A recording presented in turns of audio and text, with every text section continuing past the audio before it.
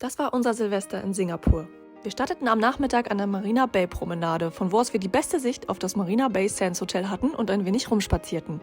Nach einem schnellen Abendessen ging es dann für uns zum Gardens by the Bay, einer riesigen Parkanlage mit Lichtinstallation. Täglich finden hier sogar um 7:45 Uhr und 8:45 Uhr Lightshows statt. In einer nahegelegenen Bar warteten wir auf das große Feuerwerk und stießen schon mal auf das neue Jahr an. Achtung, Alkohol in Singapur kann sehr teuer sein.